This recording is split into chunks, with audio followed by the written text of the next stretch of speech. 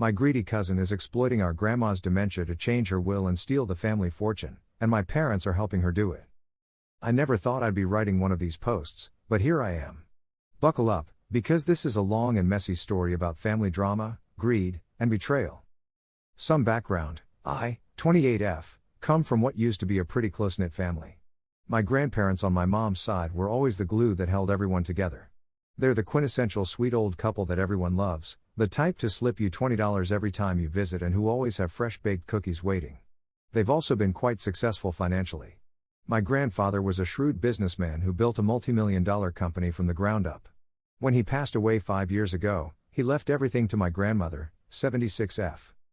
The main players in this drama: me, 28F, my cousin Sarah, 32F, the villain of this story. My parents, 55F, 57M, sadly, also villains. My sweet grandma Rose, 76F, the victim. My brother Jake, 26M, my ally in all this. My aunts and uncles, mostly innocent bystanders. When my grandfather died, Grandma Rose was devastated but seemed to be coping well. She's always been sharp as a tack and fiercely independent. But over the past year, we've all noticed her starting to decline mentally. At first it was just little things, forgetting appointments, repeating stories, misplacing items. But it's progressed to the point where she often seems confused and disoriented. She was diagnosed with early-stage dementia about 6 months ago. This is where my cousin Sarah enters the picture. Sarah has always been the black sheep of the family. She's manipulative, selfish, and has a history of taking advantage of people. She's been in and out of jobs, relationships, and rehab programs for years. The rest of the family has mostly kept her at arm's length, but Grandma Rose always had a soft spot for her. When Grandma's diagnosis became known, Sarah suddenly started spending a ton of time with her. At first I thought maybe she had turned over a new leaf and wanted to help care for Grandma in her time of need. How naive I was. I started noticing some strange things when I'd visit Grandma Rose. Sarah was almost always there, hovering around and controlling access to Grandma. She'd get agitated if I tried to spend time alone with Grandma. I also noticed that a lot of Grandma's valuable possessions were disappearing: antique jewelry, artwork, etc. When I asked about it, Sarah claimed Grandma had gifted those items to her. Things came to a head last month when I stopped by unannounced to check on Grandma. I overheard Sarah on the phone with someone, talking about changing Grandma's will to make herself the sole beneficiary. She was coaching Grandma on what to say to the lawyer. When I confronted Sarah, she flew into a rage and told me to mind my own business. I immediately called a family meeting to discuss what was going on. To my shock and horror, my own parents sided with Sarah. They claimed that Sarah was just looking out for Grandma's best interests and that I was overreacting. It came out that Sarah had promised them a cut of the inheritance if they helped her pull this off. I was reeling. How could my own family be so greedy and callous? I tried explaining that what they were doing was elder abuse and probably illegal, but they wouldn't listen. My brother Jake backed me up, but we were outnumbered. Since then, it's been all-out war. Sarah and my parents have effectively cut off my access to Grandma Rose. They've told her awful lies about me, claiming I'm trying to put her in a nursing home and steal her money. Because of her dementia, Grandma is easily confused and manipulated. It breaks my heart that in her vulnerable state, she's being turned against me when all I want to do is protect her. I've contacted lawyers and adult protective services, but the legal system moves frustratingly slowly. Sarah has covered her tracks well, making it hard to prove what's going on. She's managed to get Grandma to sign a new power of attorney giving Sarah control over her finances and medical decisions. The rest of the family is split. Some believe Sarah's lies, while others suspect something is wrong but don't want to get involved in the drama. Jake and I feel so alone in this fight. I'm at my wit's end. Reddit. How do I save my grandmother from being exploited by these vultures who are supposed to be family? How do I prove what's happening when Sarah has managed to isolate Grandma and turn her against me? And how do I cope with the soul-crushing betrayal of my own parents choosing money over doing the right thing? Any advice or words of support would be greatly appreciated. I feel like I'm drowning here. Edit. Wow, I didn't expect this post to blow up like it has. Thank you all so much for the outpouring of support and advice. I'll try to address some of the most common questions/suggestions. 1. Many of you have suggested getting a lawyer ASAP. I actually met with an elder law attorney last week. He said we have a case, but it's complicated by the fact that Grandma signed the new POA while she was still legally competent, even though she was starting to decline. We're working on gathering evidence of Sarah's manipulation and undue influence. 2. Quite a few people have asked if I've considered going to the media. I'm hesitant to do this as I don't want to publicly humiliate Grandma or air all our family's dirty laundry. But I'll keep it as a last resort if nothing else works. 3. To those suggesting I just cut ties and walk away, I appreciate the perspective, but I can't abandon my grandmother. She practically raised me and has always been there for me. I won't let her last years be spent isolated and controlled by someone who sees her as a walking ATM. 4. Several people have asked about my grandfather's original will and if Sarah is violating his wishes. Unfortunately, he left everything to Grandma outright, trusting her to distribute it fairly. There was no trust set up to protect against this kind of situation. 5. A lot of you have shared similar stories of elder abuse in your own families. I'm so sorry you've been through this too. It's horrifying how common this seems to be. I'll post updates as things develop. Thanks again for all the support, it truly means the world to me right now. Update: things have escalated dramatically in the past 24 hours. Last night, I got a frantic call from one of Grandma's neighbors. Apparently Sarah was trying to move Grandma out of her house in the middle of the night. The neighbor said there was a moving truck outside and Grandma seemed very confused and distressed. I immediately called the police and raced over there. By the time I arrived, there was total chaos. Police cars everywhere, Sarah screaming at the officers, my parents yelling at me, and poor Grandma sitting in her nightgown looking utterly bewildered. From what I've pieced together, Sarah was planning to secretly move Grandma to a nursing home in another state where she has a friend who works as an administrator. This would have given Sarah even more control and made it nearly impossible for the rest of us to see Grandma.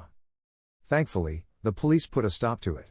They took statements from everyone, including the neighbors who witnessed Sarah trying to force Grandma into a car.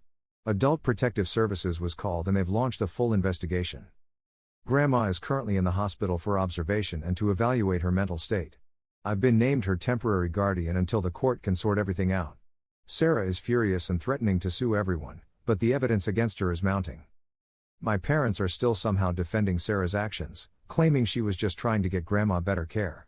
I'm beyond disgusted with them at this point. Jake and I have made it clear that we're cutting ties with them unless they come to their senses and admit what they've done. The next few weeks are going to be rough as we deal with the legal fallout from all this. But I'm just so relieved that Grandma is safe and Sarah's plan was foiled. Thank you all again for your advice and support, it really gave me the strength to keep fighting. I'll post more updates as I can. Hopefully the next one will have some good news about Sarah facing consequences for her actions.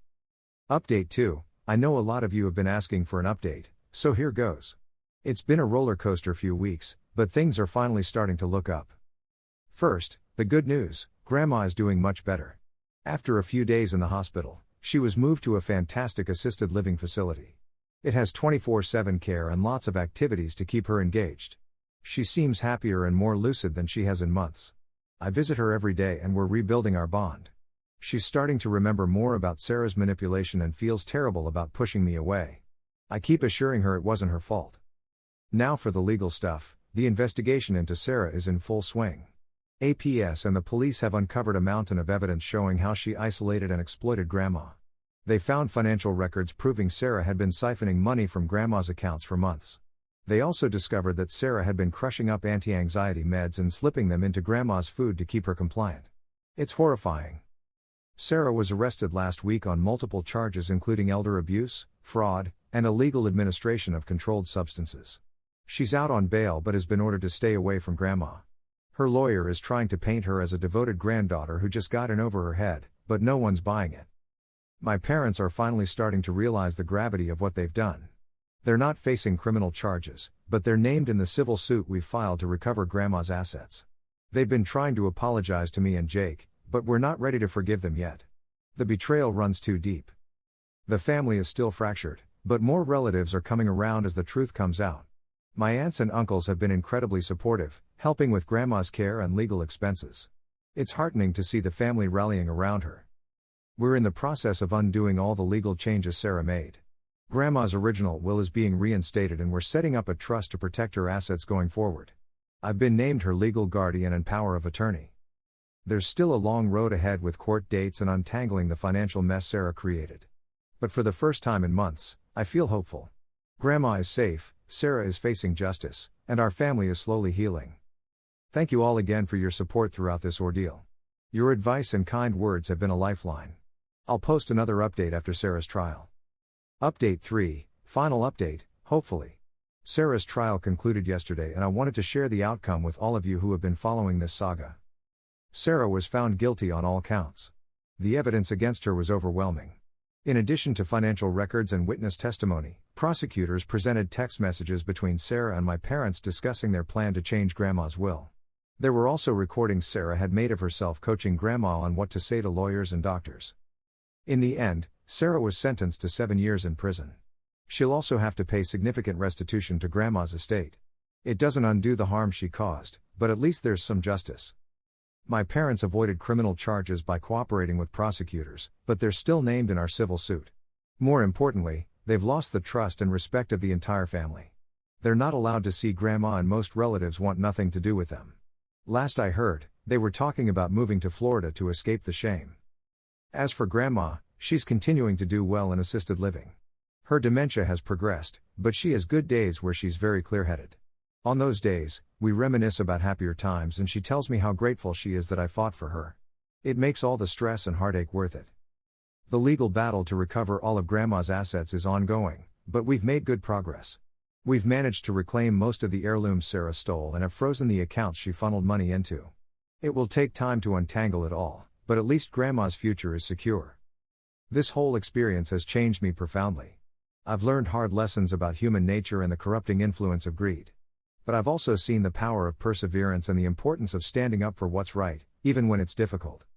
To everyone who offered support, advice, and kind words throughout this ordeal, thank you from the bottom of my heart. Your encouragement gave me strength when I wanted to give up. I hope that sharing my story might help others facing similar situations with elder abuse or family betrayal. I don't plan to post any more updates unless something major happens. My focus now is on cherishing the time I have left with Grandma and healing the wounds in our family. Wishing you all the best. Final edit. Wow, I'm genuinely moved by all the supportive comments and messages. Since so many have asked, I'll share a few final thoughts. 1. To those wondering about Grandma's long-term care, we've set up a trust to cover all her medical and living expenses. Any remaining assets will be divided equally among her grandchildren, minus Sarah, obviously, after she passes. That was Grandma's wish once she understood what had happened. 2. Many have asked if I've forgiven my parents. Honestly, I'm not there yet. We're in family counseling and I'm trying to work through my feelings. But rebuilding trust will take a long time, if it happens at all. 3. Quite a few people have suggested I write a book about this experience. It's an intriguing idea and might be cathartic. I'll give it some thought. 4. To those sharing similar stories, I'm so sorry you've experienced this too. Elder abuse is far too common and we need better safeguards to protect vulnerable seniors. Consider reaching out to your local representatives about strengthening laws in this area. 5. Finally, to everyone telling me I'm a good granddaughter, thank you, but I was just doing what any decent person should. Grandma has given me a lifetime of love and support. Standing up for her was the least I could do to repay that. This will be my last edit, for real this time. Thank you all again for being a bright spot during the darkest period of my life. Take care of yourselves and cherish your loved ones.